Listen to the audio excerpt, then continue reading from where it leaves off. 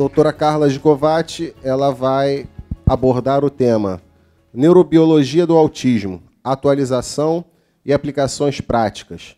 Doutora Carla Gicovati é neurologista no Rio de Janeiro, é mestre em psicologia pela PUC-Rio e especializada em educação especial pela Universidade Gama Filho. Bom, boa noite a todos. Vou falar para os persistentes hoje, que ficaram até essa hora. A minha ideia hoje é a gente tentar fazer uma correlação entre o que a gente conhece de neurobiologia, o que isso tem implicação no quadro clínico e o que a gente pode fazer, né? Na verdade, se o neurologista fosse esperar conhecer a causa para poder saber o que ia tratar, estávamos perdidos, né? Porque, na verdade, a gente não teria feito quase nada em autismo esses anos todos, porque as explicações de causa de autismo estão engatinhando, não vai ser uma, vão ser várias, não tem uma causa, tem N causas. Então, na realidade, a gente tem que desconectar esses pedaços. Mas já tem alguns pedaços que a gente já entendeu da neurobiologia que ajuda a gente a pensar o que a gente pode fazer em termos de intervenção.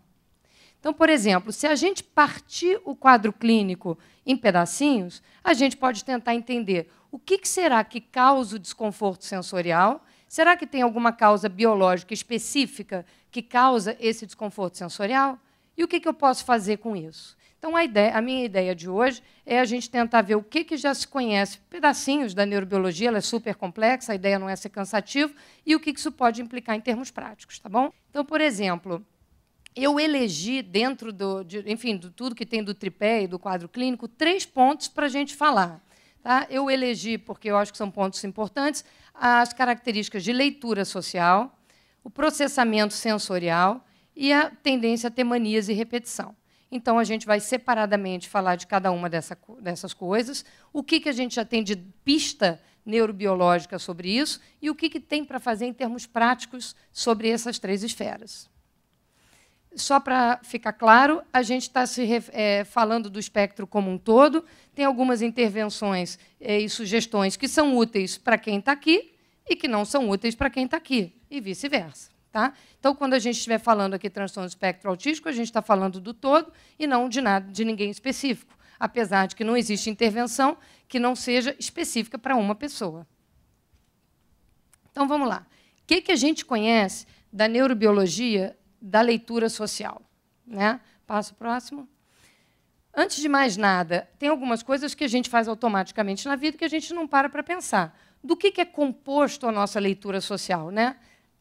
No automático, a gente soma tudo que a gente conhece sobre o contexto. Então, a Marisa falou da gente ter conhecimento de como se comporta, por exemplo, numa sala de aula. Isso é uma leitura prévia de contexto. Vocês estão ouvindo a minha fala, levando em conta a melodia da minha voz, levando em conta a minha expressão facial. Será que eu estou irritada? Será que eu estou satisfeita de estar aqui? Né? Juntando isso com o tipo de gesto, com a minha postura corpórea, com o que está acontecendo no transcorrer do tempo, e vocês vão fazer as inferências de vocês. Quem não tem dificuldade nenhuma, faz isso sem problema. Quem tem dificuldade fica extremamente embaraçado de saber se a gente cumprimenta alguém assim, se a gente cumprimenta assim, se a gente vai dar 2 beijinhos. Obviamente, isso é cultural. Quando a gente vai para outro lugar ou para outra cultura, a gente também não sabe como a gente se comporta. O problema é que muitas pessoas do espectro autístico têm dificuldade de saber como se comporta na sua própria cultura, né? Por isso que a Temple Grandin disse que ela se sentia em Marte, como se ela estivesse em Marte, porque ela não aprendeu as regras sociais do próprio local onde ela vive.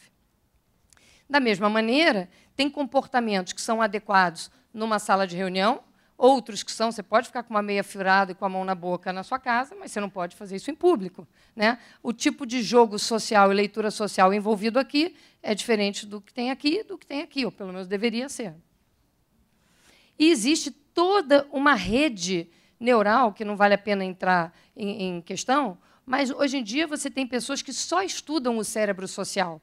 Tem N áreas do cérebro relacionadas com a leitura social, com a percepção da expressão facial, com a percepção dos gestos, com somar todos os pontos que a gente falou até agora. Passo próximo.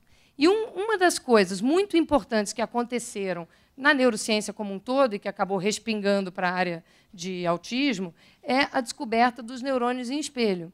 Eu não sei quantos de vocês conhecem, mas foi uma descoberta acidental, como muitas outras acontecem em medicina, né? Eram neurocientistas italianos que estavam fazendo trabalhos com um macaco, e o trabalho era ver como é que disparava o eletrodo que eles botaram na parte motora do cérebro quando o animal desembrulhava o que ele ia comer. E aí era a hora do almoço e eles pararam o experimento, sentaram eles para comer e começaram a desembrulhar o seu próprio alimento que eles tinham levado, e, de repente, ouviram um barulho do eletrodo, tic, tic, tic, tic, tic, como se o macaco estivesse desembrulhando alguma coisa. Foram lá ver e o macaco não estava desembrulhando nada. O macaco estava olhando eles desembrulhando o lanche deles. E aí se descobriu dessa forma, sem querer, a circuitaria que se chama de neurônio em espelho, que são partes do nosso cérebro, algumas circuitarias, que disparam só de ver alguém fazer uma coisa.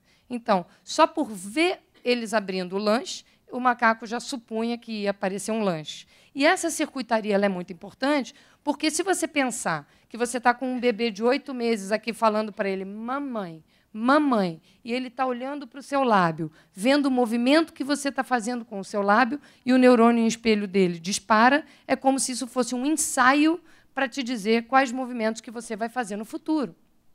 Quer dizer, que o seu bebê vai fazer para conseguir articular a mesma coisa. Então, o neurônio em espelho ativa circuitos que depois vão ajudar a consolidar esse padrão motor. E o mais interessante, depois que eles descobriram isso sem querer, foi uma imensa valia para a área de psicologia, eles foram reproduzindo o experimento, colocando, por exemplo, um anteparo que fizesse o macaco ouvir o barulho do papel alumínio, mas não ver. E disparava da mesma maneira. Passo próximo. Passe mais um. Isso a gente consegue entender quando a gente está na sala de espera do dentista, ouvindo o barulho do motor de quem está lá dentro, sem ver, e você sofre da mesma maneira, já imaginando o que te espera. Pode o anterior, por favor? Então, na verdade, a circuitaria de neurônio em espelho é muito importante para a imitação, quer dizer, mesmo crianças muito pequenas, bebês, imitam os movimentos que a gente faz. Foi desvendado o mistério antigo do bocejo, porque o bocejo é contagioso. E, se você pensar, todo tipo de comportamento e construção cultural tem a ver com esse tipo de aprendizado. Porque o neurônio em espelho tem a ver com a imitação, com apontar, com entender a ação do outro, com a empatia, com a construção de toda a tua formação dessas tarefas que são fundamentais socialmente, né? Passo próximo. E tem alguns estudos de ressonância funcional mostrando que os neurônios em espelhos ativam menos numa área da região frontal e da ínsula das pessoas com autismo. Isso não responde por todas as questões, isso é só um pedacinho de informação. Como toda a campanha do autismo mostra um quebra-cabeça se montando, cada informação dessa responde por enfim, uma tentativa de responder um pedaço da história. Isso não responde pela história inteira. Então, um outro pedacinho da história. A gente tem também no cérebro da gente uma área responsável por processar as expressões faciais de rosto. Então, na realidade, tem duas fases. Primeiro, você vê se é um rosto familiar, porque, se você pensar evolutivamente, faz toda a diferença se é alguém que você conhece, o nível de ameaça é menor do que se é alguém que você não conhece. E, num segundo momento, se você já sabe se é um rosto familiar ou não, você vê a percepção da expressão facial. Passo próximo. E aí você tem áreas específicas do cérebro que deveriam ser ativadas quando você está fazendo o trabalho de identificar uma face, e essas áreas são menos ativadas nas pessoas que têm diagnóstico de transtorno do espectro autístico do que na população geral. E, além disso, você tem outros trabalhos também usando expressão facial que mostram que as pessoas, normalmente, na leitura social, concentram a maior parte do tempo olhando para os olhos. E, por algum motivo, as pessoas do espectro autístico acabam olhando mais para a boca ou para as outras áreas do rosto, que não é da onde vem a informação social essencial. Tá?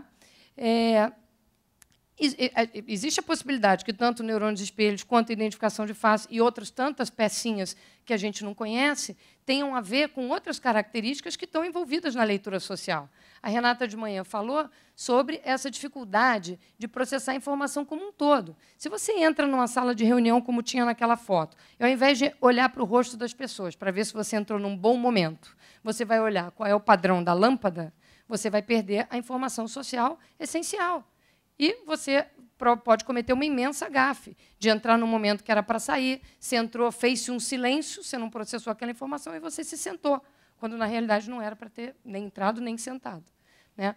O que é importante de entender dessa característica cognitiva, e isso não é uma teoria biológica, quer dizer, isso não é um marcador biológico, é um funcionamento cognitivo, é de que são pessoas que têm essa tendência de prestar atenção no detalhe ao invés do todo, mas elas não têm uma impossibilidade de perceber o todo. Então, se você virar e falar assim, olha, se você, quando entrar na sala, que tiver gente, for olhar para a lâmpada, você vai deixar de olhar para as pessoas e você não vai entender o que está acontecendo. Você está ensinando ou traduzindo o que pode ser feito para que as coisas fluam melhor socialmente. Da mesma maneira, você precisa ensinar ou construir com as pessoas do espectro autístico a ideia de que a gente, às vezes, fala coisas e está pensando outro. Aliás, o Rio de Janeiro é mestre nisso. Pô, que saudade! Aparece lá em casa. E está pensando, caramba, quanto tempo que eu não vejo essa chata. Isso é a vida social. Às vezes, o que é dito não é o que é pensado. Né? E a gente tem culturas, eu digo que alguém deveria escrever um livro, o que é ser Asperger no Rio de Janeiro? Muito pior do que na Inglaterra. Porque na Inglaterra, alguém te fala para chegar às 8, é para chegar às 8. Entendeu? Aqui, é para chegar às 8, o cara está no banho. Então, a gente tem uma cultura que é muito desfavorável, porque tem milhões de entrelinhas. Né? Passo próximo.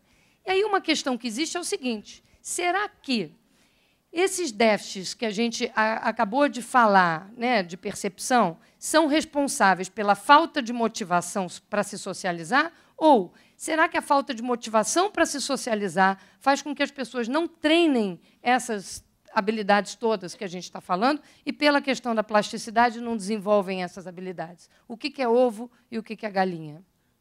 Não sabemos. Então, por exemplo, se a gente, quando for trabalhar leitura social com uma pessoa, um familiar, um cliente, não importa, um aluno, a gente pode, isso aqui fui eu me organizando na realidade, a gente pode imaginar que tem algumas fases no processamento de uma informação social. Né? Então, uma pessoa, quando entra numa situação social, estamos aqui num piquenique na escola, você tem que conseguir prestar atenção e sustentar a atenção e trocar o foco de atenção dinamicamente, porque, numa situação social, não aqui que só estou eu falando, mas numa mesa de bar, um fala, o outro fala, você troca atenção para lá, depois você troca para cá. É fluido. Você tem que conseguir prestar atenção e trocar o foco de atenção na mesma medida. Se eu estou olhando para quem está falando só para o pingente, quando trocar o falante, eu não vou conseguir desengajar e olhar para outra pessoa. Então, eu tenho que ter essa fluidez e flexibilidade de atenção, eu tenho que selecionar quais são os estímulos relevantes. Na sala de reunião, o tipo da lâmpada não é relevante, pelo menos naquele momento. Né? E processar as informações, tanto verbais quanto não verbais. Aí eu vou ter que somar isso tudo e tecer as minhas conclusões, levando em conta o contexto e experiência prévia. Né? Se eu estou do lado de uma pessoa que eu já sei que, quando ela começa a coçar a cabeça, ela está 2 minutos de explodir, eu já tenho um conhecimento prévio desse comportamento e vou tentar me organizar para poder conduzir da melhor maneira possível a minha leitura social e escolher qual é o meu comportamento. O problema é que a gente faz isso, quem não tem nenhuma dificuldade de leitura social, no automático. Ninguém perde tempo nenhum, não gasta energia para fazer isso. E as pessoas do espectro autístico gastam muita energia com o básico. Né? Um adolescente do espectro autístico vai a uma boate, alguém está olhando para ele, e eu já ouvi essa pergunta no consultório, e pergunta assim, mas como é que eu vou saber se a menina me achou mal vestido ou se ela queria ficar comigo? Parece óbvio para quem não tem dificuldade nenhuma. E aí, para quem tem dificuldade, alguém precisa sentar e construir a diferença entre alguém achar mal vestido, provavelmente mal vestido vai te olhar de cima a baixo e vai dar uma torcida de boca. Se eu achar você bonitinho, vai olhar de cima a baixo e vai dar um sorrisinho. Mas é sutil. É sutil.